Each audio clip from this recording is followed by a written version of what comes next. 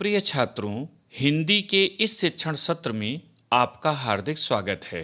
आज हम काव्यखंड के अंतर्गत लोकनायक गोस्वामी तुलसीदास द्वारा रचित दोहावली शीर्षक कविता के 5वें एवं अंतिम भाग का अध्ययन करेंगे। गोस्वामी तुलसीदास ने अपनी काव्य रचना का मूल उद्देश्य लोक मंगल स्वीकार किया है। लोक मंगल का विधान तभी हो सकता है जब समाज एवं परिवार में नैतिक मूल्यों की स्थापना हो। गोस्वामी जी की दृष्टि अपने संपूर्ण काव्यों में राम कथा के माध्यम से आदर्श जीवन मूल्यों की स्थापना करने की ओर केंद्रित रही है। यही कारण है कि इन्होंने अपने ग्रंथों में जीवन के विविध प्रसंगों का उल्लेख किया है तथा जीवन के किसी भी पक्ष की उपेक्षा नहीं की है। उन्होंने एक ऐसे समाज की परिकल्पना की है जहां सभी सुखी हों, सभी संपन्न हों एवं सभी निरोगी हों।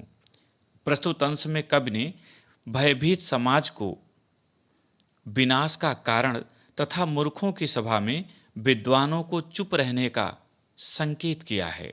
छंद देखें। मंत्री गुरुवरु वैद्य जो प्रिय बोलहि भयास, राज धर्म तन तीन कर होई बेगिही नाश।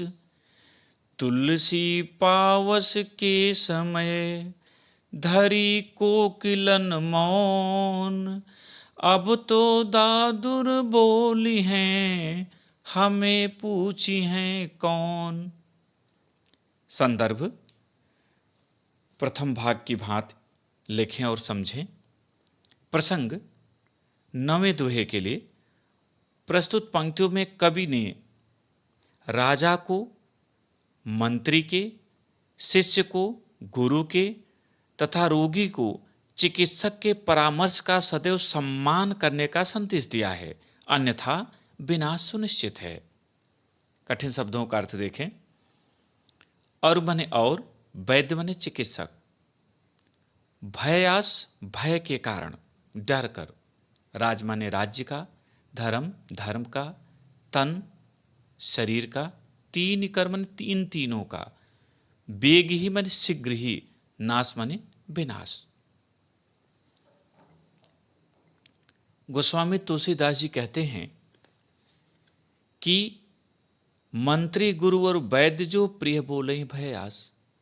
यदि मंत्री, गुरु और चिकित्सक भयवश प्रिय बोलते हैं तो मंत्री के भयवश प्रिय बोलने से राज बने राज्य का, गुरु के भयवश प्रिय बोलने से धर्म का, और वैद्य के भयवश प्रिय बोलने से शरीर का।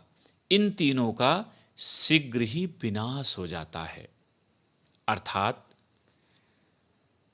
इन तीनों को भयभीत नहीं करना चाहिए, तभी राज्य, धर्म और शरीर सुरक्षित रह सकता है।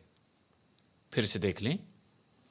गोस्वामी तुलसीदास जी कहते हैं कि मंत्री, गुरु और चिकित्सक यदि भय के कारण प्रिय बोलते हैं, प्रिय वाणी का उच्चारण करते हैं, तो मंत्री के प्रिय बोलने से राज्य का शीघ्र ही विनाश हो जाता है।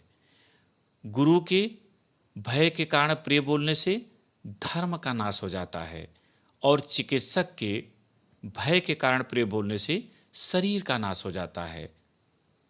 इस प्रकार मंत्री, गुरु और वैद्य यदि भय के कारण प्रिय बोलते हैं तो राज्य, धर्म और शरीर, इन तीनों का शीघ्र ही विनाश हो जाता है। 10वां देखें। तुलसी पावस के समय धरी कोकिलन मौन। प्रस्तुत पंक्तियों में कवि ने कोयल और मेढक के माध्यम से इस बात पर प्रकाश डाला है कि जब गुणवानों का सम्मान नहीं होता तो वे तटस्थ हो जाते हैं, चुप हो जाते हैं। पावस माने वर्षा, वर्षा ऋतु को पावस कहते हैं। कोकिलन कोयल, दादुर माने मेढक।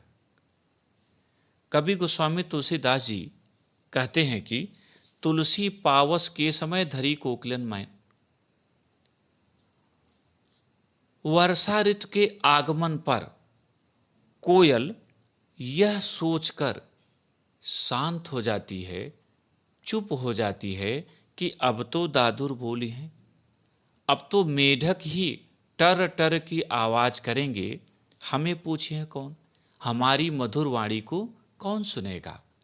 अर्थात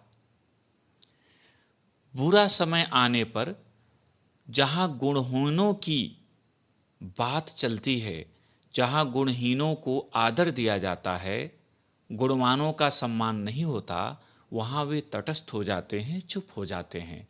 अर्थात मूर्खों की सभा में विद्वान चुप हो जाते हैं।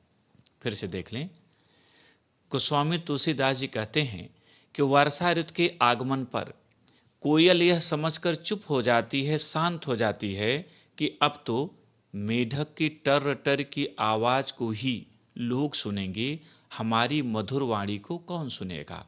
अर्थात बुरा समय आने पर जब गुणहीनों की पूजा होती है, उन्हें सम्मान दिया जाता है, गुणवानों को सम्मान नहीं दिया जाता, तो वहां पर गुणवान शांत हो जाते हैं, चुप हो जाते हैं।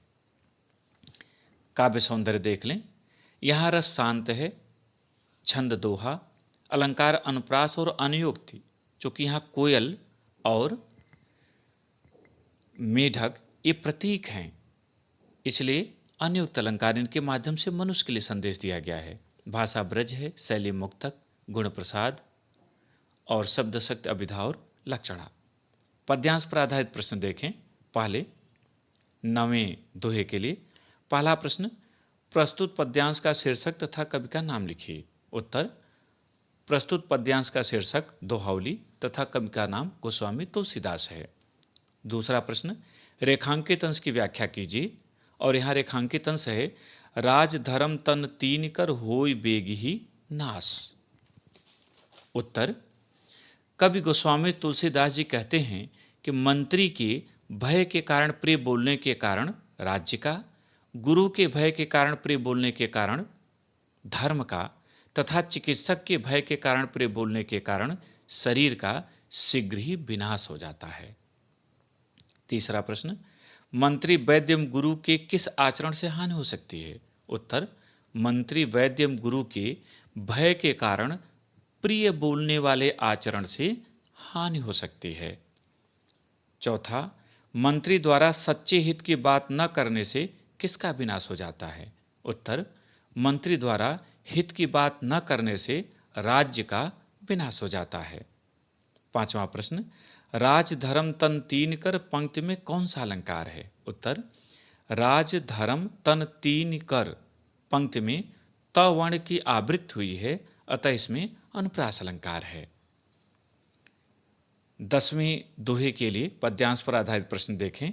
पहला प्रश्न शीर्षक का आप करेंगे। दूसरा, रेखांकित अंश की व्याख्या कीजिए। और यहाँ रेखांकित अंश है, अब तो दादुर बोली हैं, हमें पूछी हैं कौन। उत्तर, कवि गोस्वामी तुलसीदास जी कहते हैं कि जहाँ पर गुणहीनों को महत्व दिया जाता है, गुणवानों का सम्मान नहीं होता, वहाँ वे उसी तरह चुप हो जाते हैं, शांत हो जाते हैं, जैसे मेढक के बोलने की ऋतु में कोयल चुप हो जाती है, मौन धारण कर लेती है। तीसरा प्रश्न, कोयल कब मौन धारण कर लेती है। उत्तर, कोयल वर्षा ऋतु के समय मौन धारण कर लेती है। चौथा प्रश्न, वर्षा ऋतु में कौन बोलते हैं। वर्षा ऋतु में मेढक बोलते हैं। पांचवा और अंतिम प्रश्न, इन पंक्तियों में प्रयुक्त कोयल और दादुर किसके प्रतीक हैं। उत्तर, इन पंक्तियों में प्रयुक्त कोयल विद्वानों और गुणवानों का तथा दादुर गुणहीनों एवं ढोंगियों के प्रतीक हैं। प्रिय छात्रों, मुझे उम्मीद है कि आपको यह पाठ समझ में आ गया होगा। इन प्रश्नों का उत्तर अपनी अभ्यास पुस्तिका में लिखें और अभ्यास करें। बहुत बहुत धन्यवाद।